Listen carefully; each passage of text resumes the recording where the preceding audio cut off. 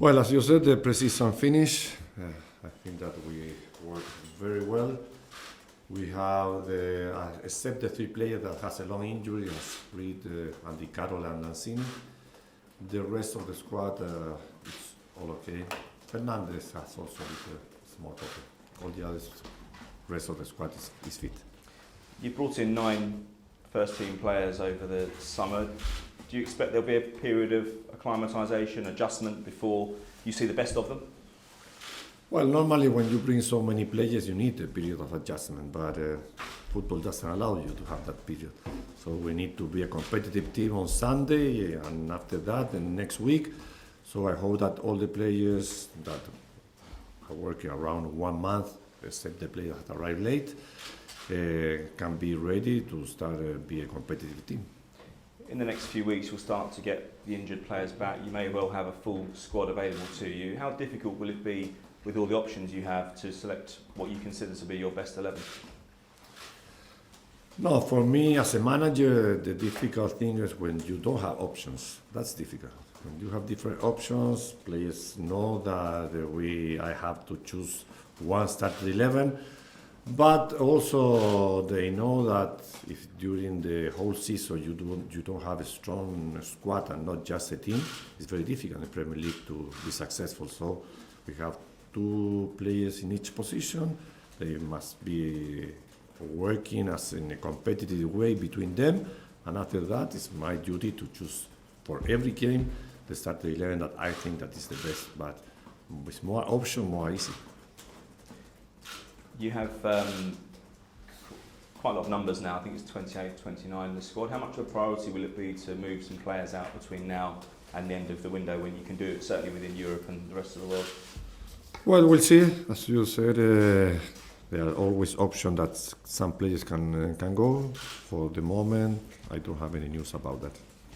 Did you seek assurances when you were interviewed that there would be a lot of money to spend over the summer? Because you must have looked at the last 2 seasons and thought, well, possibly the team's underperforming and needs freshening up. When I talked with the owners and with the president, we agreed on what will be the project for West Ham in the future. They wanted to invest money to bring players.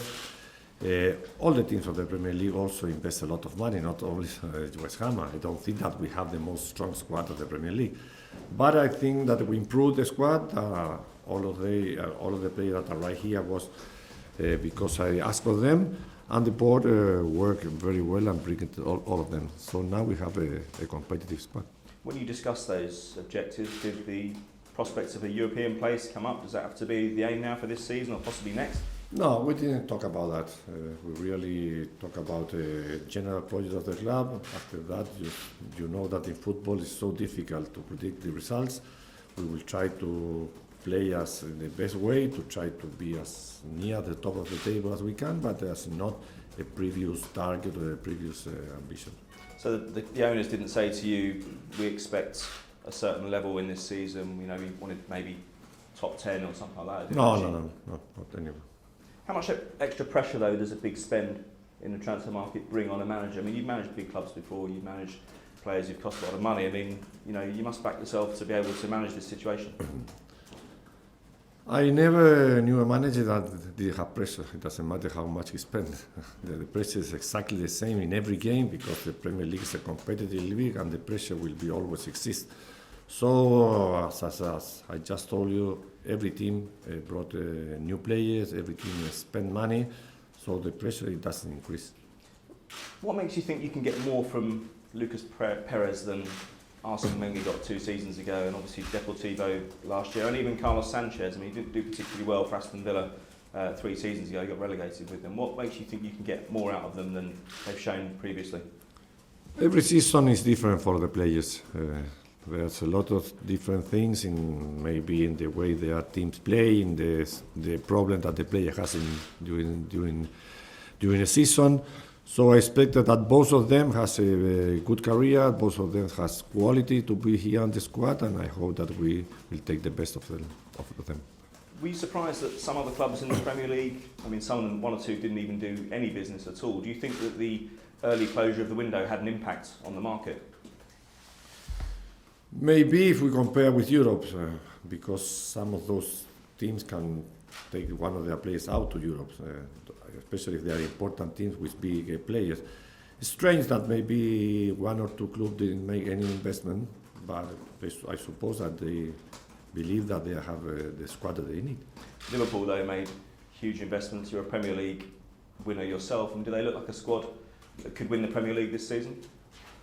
It's the same answer as I just told you. We don't have any target. We will have the ambitions in every game to try to play as a big team, to try to win every game, but it's very, very difficult to know which will be your position at the end of the season. So you don't think they can win the title?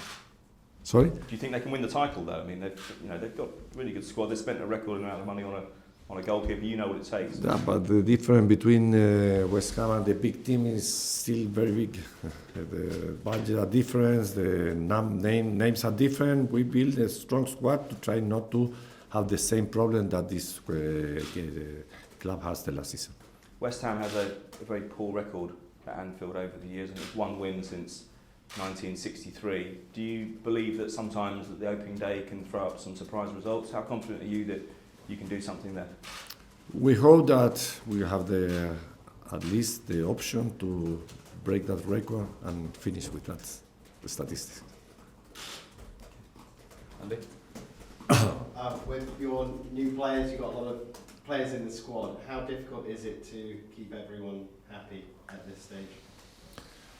Maybe it's one of the most difficult things for a manager, because all of them want to play, and with better player, more problems. But I just answered that for me it's more difficult when you don't have players. When you just have 11, you don't have any problem. You choose exactly the same starter 11 every week, but that is impossible. It's impossible for the amount of games, for the injuries that the player has.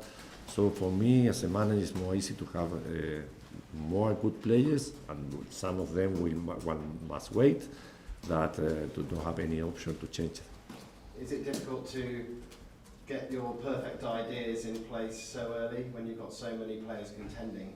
As much time as you have is better, but I think that the 40 days that we work in pre-season, the team, and not only the team, all the players are working very well with these new ideas, with the new system.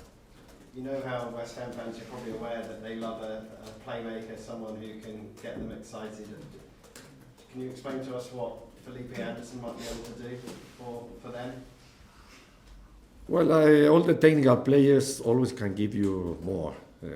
That's why the fans always expect for those players that make the difference. Things maybe the central backs that's always clearing or defending is not so.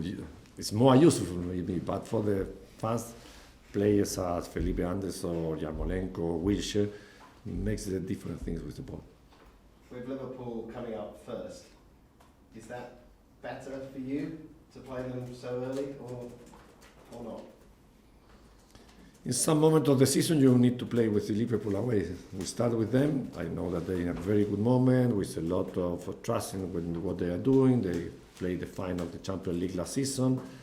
But in football, the results can be depending just on 2 or 3 balls that change. So we have a lot of trust to go and play there and try to see what we can do. You'll be well aware of what Mo Salah did last season as the player of the year in the Premier League. Do you have any special plans to be able to try and stop him? No, not special for him, because if Liverpool were just Salah, it will be more easy. But maybe you are very pay attention what he can do. But they have Firmino, they have Mane, they have Milner, they have a lot of very good players that also can make the difference. Really, the season that made Salah last Premier League was beautiful, was important. He's a great player. And in terms of what you're going to do with your club captain, Mark Noble, will you see him playing most games, or will you have to select a captain sometimes and still have Mark Noble as club captain? Mark Noble in this moment is the captain of the team. I don't know in this moment how many times he will be selected, but every time that he play, he will be the captain.